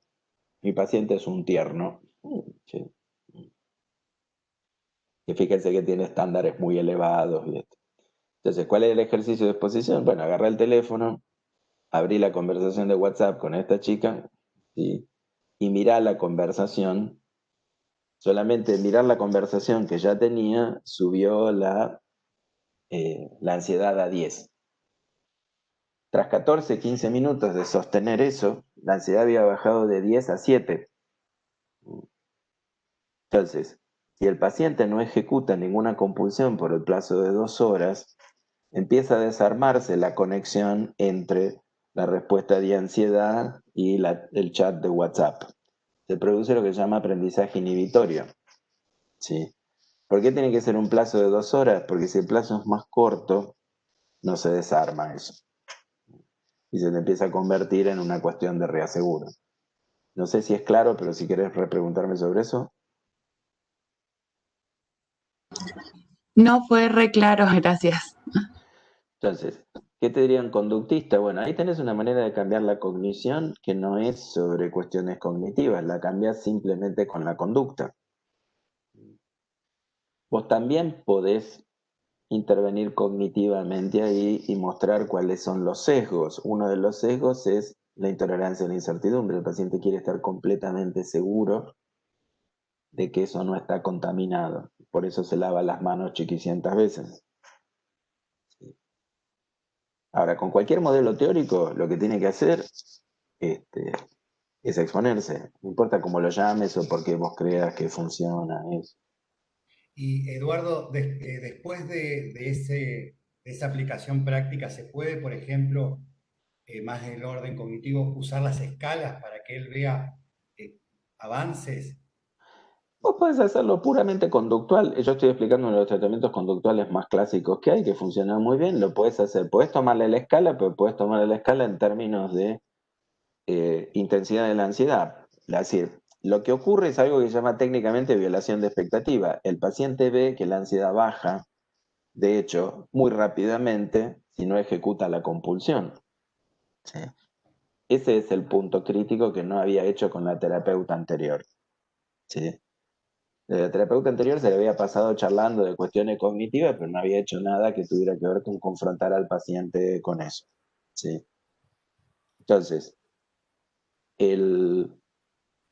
lo que uno intenta mostrar al paciente es que la estrategia que está usando para manejar la ansiedad es mala. ¿Sí? Que produce un beneficio en el corto plazo, pero mantiene el problema en el mediano plazo. ¿Sí? El paciente siempre te dice, bueno, pero ¿cuál es el problema que yo me lave las manos y me baja la ansiedad? Es decir, que te vas a lavar las manos los próximos 50 años. El otro día con uno le tuve que decir, saca la cuenta de cuánto tiempo te va a insumir el lavado de manos los próximos 50 años. ¿Sí? Calcular Eduardo, lo que te toma por tiempo. Sí. hola, buen día. Tengo una consulta. Usted habló esto de, según, digamos, el caso, ocupar diferentes técnicas para tratar, digamos, y ya que estamos en una situación de pandemia y por ahí se habla mucho de esto de cómo ciertas cuestiones pueden aumentar, por ejemplo, ataques de ansiedad o de depresión, ¿cómo trataría un paciente, digamos, que viene, por ejemplo, con ataques de ansiedad por el encierro o depresión por el encierro o porque perdió el trabajo, digamos, qué técnicas por ahí utilizaría? Bueno, la primera cuestión es que no es una cuestión de técnicas, Lorena. Es decir, las técnicas tienen que estar subordinadas al modelo teórico que vos construís para explicar el problema. Entonces, primero, a ver, eso es una conceptualización de caso. Vos tomás las teorías generales y las bajás a esa persona en particular en un procedimiento que se llama conceptualización. Y después seleccionás técnicas para lidiar con eso. La técnica no es lo importante, hay muchas maneras de hacer lo mismo. Lo importante es qué es lo que vos querés cambiar. La técnica es importante en el sentido de qué manera vas a cambiar eso. Pero lo primero es definir qué es lo que hay que modificar. Mira, si una persona está deprimida porque perdió el trabajo, yo puedo usar teorías conductuales y teorías cognitivas para tratar de entender eso. Entonces, lo que tengo que ver es, ¿por qué está deprimida? Porque hay mucha gente que define su valía personal en términos del trabajo. Entonces ahí la vulnerabilidad es, lo que habría que trabajar es con no definir tu valía personal solamente en términos del trabajo. ¿Sí? La segunda cuestión es, esta persona puede estar deprimida porque ha perdido mucha red interpersonal que tenía en el trabajo. ¿Sí? O esta persona está deprimida porque está muy desesperanzada respecto de encontrar otro trabajo y está muy ansiosa porque su sustento está muy amenazado. ¿sí? Entonces, lo primero que tenés que ver es en ese paciente en particular cuáles son las razones por las cuales está deprimido y no hacer el error clásico que es decir está deprimido porque perdió el trabajo. No, no está deprimido por eso. Está deprimido por lo que eso significa para esa persona o el impacto concreto que tiene en el nivel de recompensa de esa persona el hecho de no tener ese trabajo.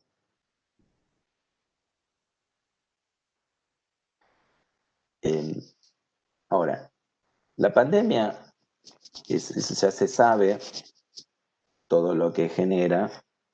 Ya sabemos que atrás de la pandemia viene un tendal de problemas de salud mental. Por eso el gobierno no está haciendo nada, porque si no sería innovar. ¿Entendés? Sí. Entonces, viste que en general los gobiernos se supone que están para resolver los problemas. Nosotros tenemos periodistas deportivos en el gobierno, viste, que comentan el desarrollo de los problemas. ¿Sí? Entonces, no ha habido ninguna cosa pensada para atender a esto, digamos. Y, por ejemplo, el personal de salud, muchos van a desarrollar estrés postraumático, ¿sí? Por lo que le va a tocar vivir. Después, todo lo que sea el temor a la contaminación se va a incrementar porque estás en un contexto que es mucho más conducente a pensar en términos de la contaminación, ¿sí? Yo que en mi vida he tenido preocupaciones de contaminación, me veo pasándole alcohol a la cosa del supermercado, ¿sí? Entonces, algunos pacientes lo toman bien, en el sentido de que dicen, bueno, el mundo finalmente ha comprendido el peligro en el que vivimos y se relajan, porque el mundo empieza a parecerse más a ellos, y hay otros pacientes que hacen el tip over, digamos, lo que es el saltito de tener una cuestión subclínica a tener un cuadro, ¿sí? Entonces, por eso la comunicación gubernamental tiene que ser clara, tiene que ser precisa, tiene que estar segmentada, una cantidad de cosas. ¿Viste? Todo lo que vos ves que no hacen, ¿sí? ¿Por qué? Porque llaman a una lacaniana kirchnerista a opinar sobre el tema en vez de llamar a alguien que tenga alguna idea, ¿viste? De qué tiene que hacer. Entonces, profesora de nuestra facultad.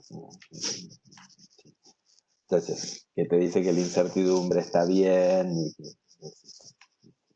Entonces, estas cosas se saben. Aun si vos tuvieras el mejor sistema de salud del mundo y estuvieras recontra preparado, igual tendrías un problema. Pero lo que tendrías que tener es un sistema que esté organizado para hacer esto. Yo ayer estuve comentando en una charla, está en YouTube, si la querés buscar, cómo está organizado el sistema de salud de Inglaterra para atender este tipo de cosas. ¿Sí? Lamentablemente se va a incrementar, ¿sí? Y vas a tener más demanda. El tema es que a nadie le importa que se sature el sistema de salud mental, ¿entendés? Porque no le dan importancia y porque, digamos, no perciben que se va a morir gente también, ¿sí? Ahora, ¿se puede organizar? Sí. Mira, en noviembre de 2019 Steven Taylor publicó un libro que se llama Psicología de las Pandemias, donde todo esto está considerado antes de la pandemia. Ese es el mérito de la terapia cognitivo-conductual.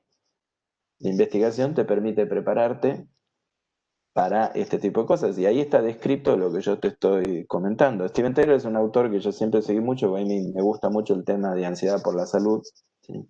Y él es un gran autor en ese sentido. Por eso escribió sobre psicología de las pandemias, ¿sí? Sí, porque además de la mala comunicación que hay por parte del gobierno, digamos, también hay una sobreexposición a la información, también todo el tiempo estamos bombardeados con Bueno, información y eso sí, también, las ahí consecuencias tenés. incluso creo que las vamos a ver más adelante, si Sí, sí, ahora sí. hay cuestiones que tienen que ver con la salud mental, me imagino Sí. acá 5 meses. Pero hay dos tipos de, mira, vos tenés, por ejemplo, vos tenés que segmentar la comunicación, vos tenés distintos públicos. Tenés un grupo que se describe como los susceptibles, digamos, que son los que vos me preguntas. Todas las personas que tienen trastorno obsesivo compulsivo, ansiedad generalizada, esas personas van a tener un incremento. A esas personas vos tenés que transmitirles información precisa y tenés que tratar de transmitir toda la certidumbre que puedas, ¿sí?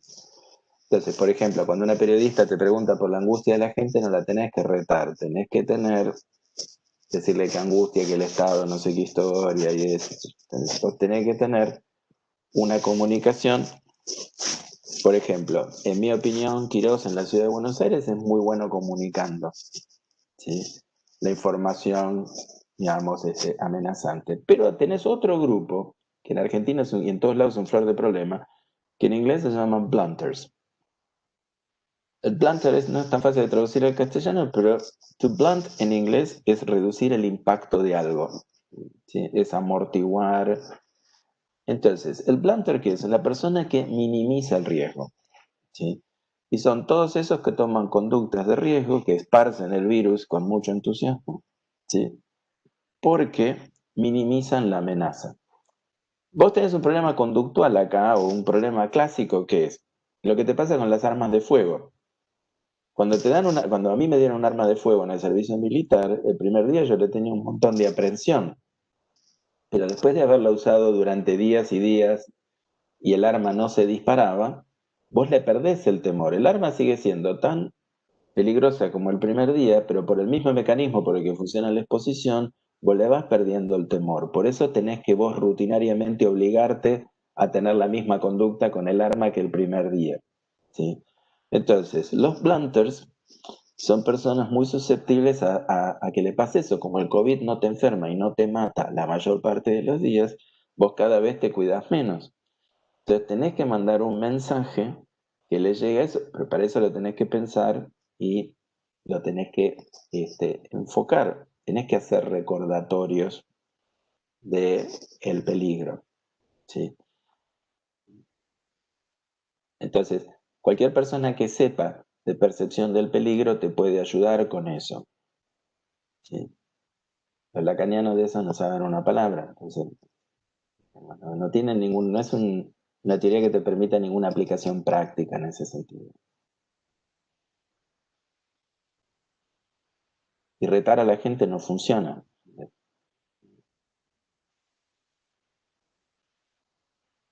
Funciona poco, por lo menos. Mira, Stephen Hola, Hesse y Hoffman, sí, perdón. No, perdón, continúe nomás, pensé que había... No. Simplemente Hoffman y Hayes sacaron un artículo justamente sobre esto hace poquito. Basta de decirle a la gente hace esto, hace el otro, porque esa cosa de médico, ¿viste? Si la vida fuera tan sencilla, vos le decís a la gente no tenga más compulsiones, no le tenga miedo a las alturas, no le tenga miedo a la cucaracha, y se le pasaría todo. Dijeran, sí, Magdalena. No, buen día, quería consultarle porque recién estamos recién incorporando terminología nueva, distinta al psicoanálisis y nombró varias veces a la ACT y quería que explique ACT apenas un poquito qué significa eso. Terapia de aceptación y compromiso. Es en inglés Acceptance and Commitment Therapy, por eso. Pero como para el creador de eso, la unidad de análisis es la acción en contexto, por eso él quiere que el nombre de su modelo sea ACT, que en inglés es actuar, digamos. Actuar. Claro, porque to act es como el imperativo, act sería Claro. actúa, ¿sí? Gracias. Y el sentido de eso es que los pacientes actúen en la dirección de sus valores en lugar de actuar en términos de lo que les produce menos ansiedad o malestar en el corto plazo. ¿Sí? Acordate que en general la psicopatología se asocia con estrategias de regulación emocional que funcionan en el corto plazo. ¿Sí? El ser humano es populista, quiere los resultados inmediatos y el mediano plazo no existe. ¿Sí? Por eso para el gobierno democrático es tan difícil hacer lo que funciona. ¿Sí? Terapia cognitivo-conductual. Estas terapias son el anti-marketing, ¿entendés? Porque vos lo confrontás al paciente con lo que el paciente no quiere hacer, pero no para jorobarle la existencia, sino para que el paciente pueda alcanzar las cosas que persigue en la existencia. ¿Sí? Suponete, en el tratamiento de la anorexia nerviosa, vos le tenés que preguntar a la paciente qué quiere de su vida.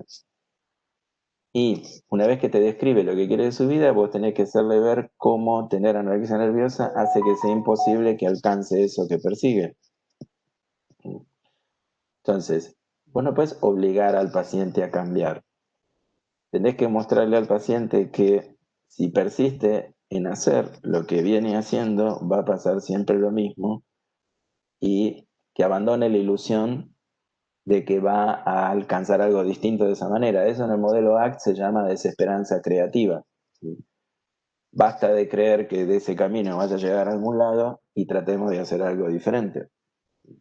Qué Sí. interesante, Eduardo, lo que decís, porque desde la crítica sin leer, porque viste que hay muchos que critican sin leer, no es que, o sea, no se le obliga a la persona del paciente a hacer. Viste bueno, los amigos del otro lado dicen, no, es una cuestión de obligar a cambiar el hábito y lo simplifican y terminan, obviamente que es una manera de Sí, sí, desvirtualizar sí, el sí, trabajo, sí. ¿no? Así que es Bueno, interesante que se sí, enuncie lo sí. obvio porque es una de las críticas que por ahí le hacen sin Sí, saber. sí, sí, Sin sí. saber. Ya, una gran intervención terapéutica es la que hace Churchill, si quieren ver la película La hora más oscura. Churchill no se quería rendir frente a Alemania, pero la posición de Gran Bretaña era muy débil en 1940. Él realmente, lo que se ve en la película fue realmente pasó, él tomó el subte y habló con una cantidad de gente y le preguntó si Inglaterra debía rendirse, Gran Bretaña debía rendirse, y la gente misma estaba muy galvanizada. Entonces, cuando él habla y le dice a la gente, no nos vamos a rendir nunca, vamos a pelear en las colinas, vamos a pelear en los mares, y si perdemos en esto nos iremos a las colonias, pero seguiremos peleando, nunca nos vamos a rendir. El tipo lo que hace en realidad es convocar, digamos, a la lucha, y él dice una frase famosa que es, todo lo que puedo ofrecerle es sangre, sudor y lágrimas. ¿Sí?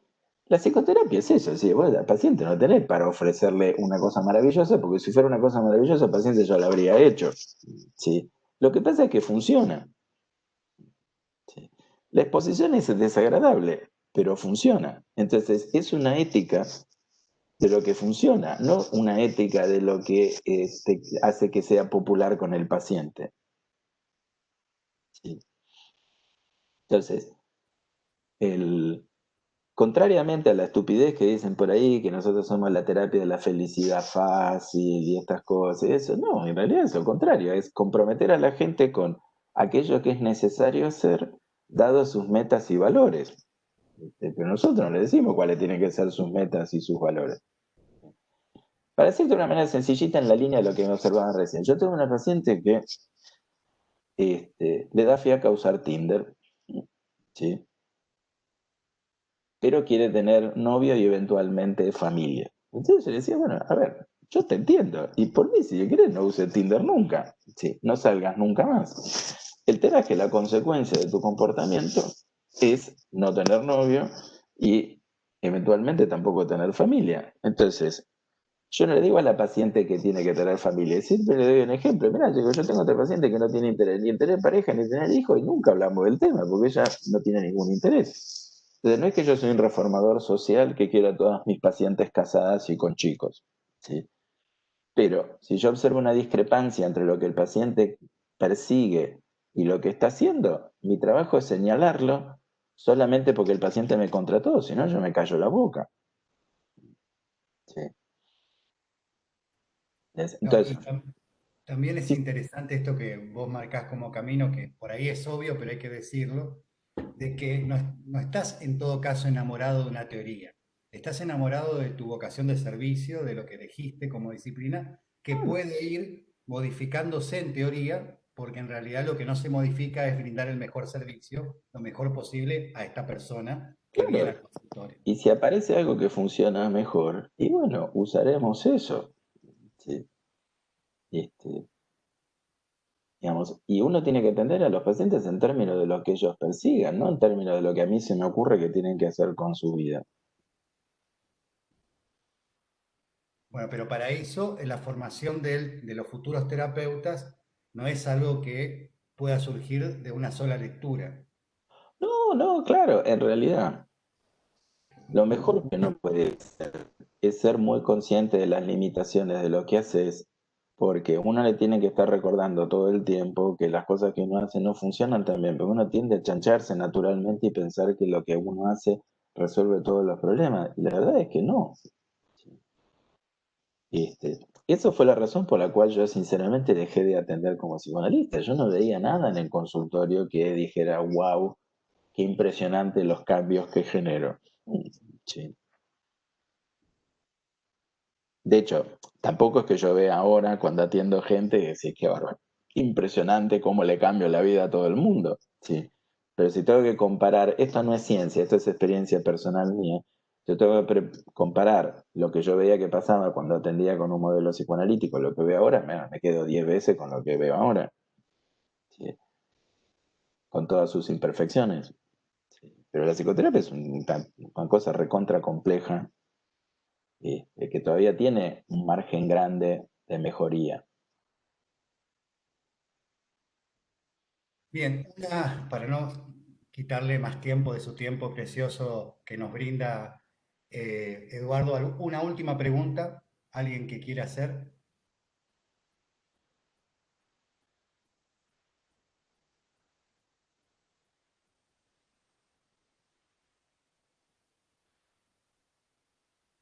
Gonza, ¿tenés alguna pregunta?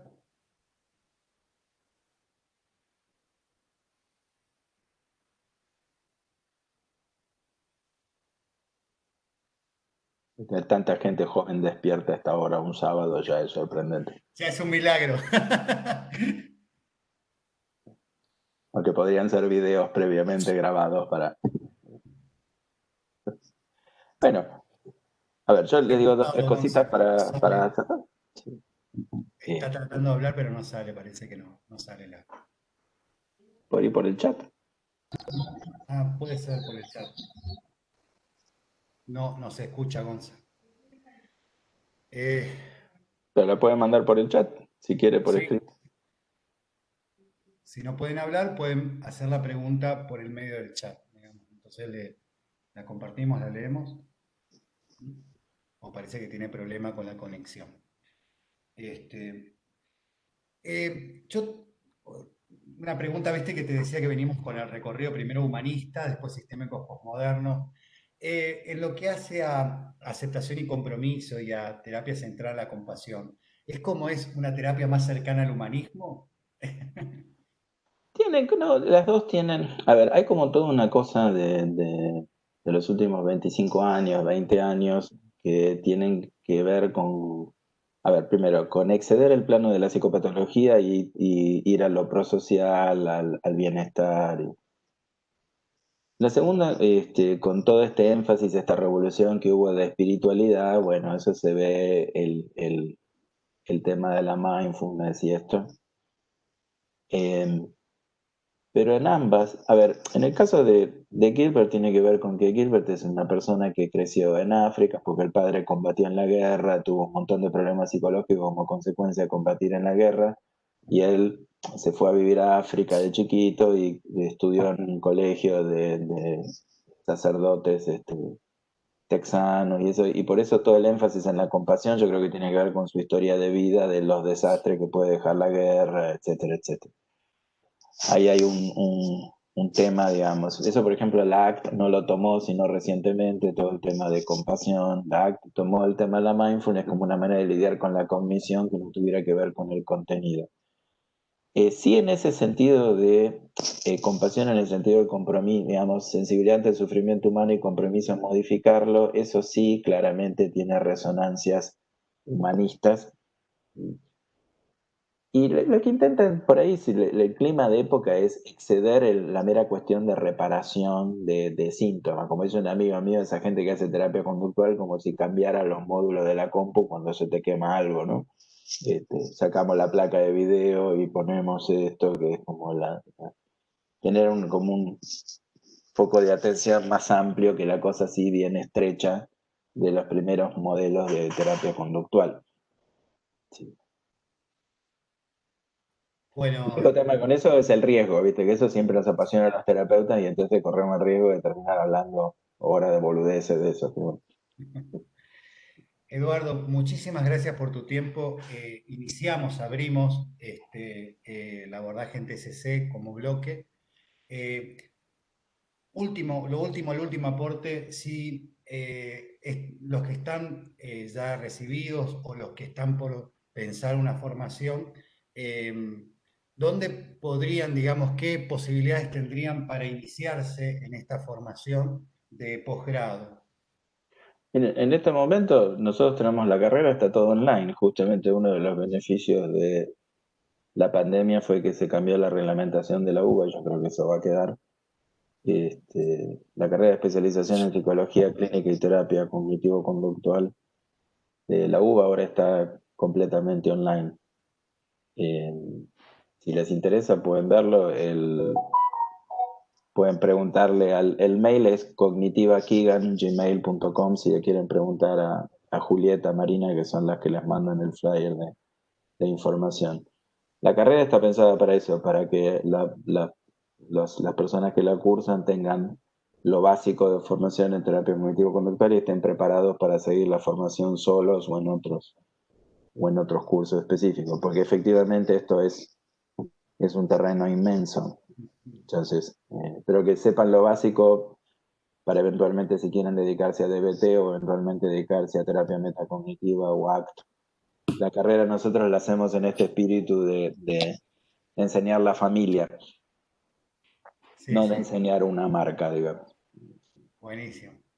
Bueno, muy claro todo. Te mando un abrazo virtual, te agradezco muchísimo y un placer escucharte y conocerte. Igualmente, muchas gracias. Gracias a vos. Cariños. Muchas gracias, un gusto. Hasta luego, buenos días.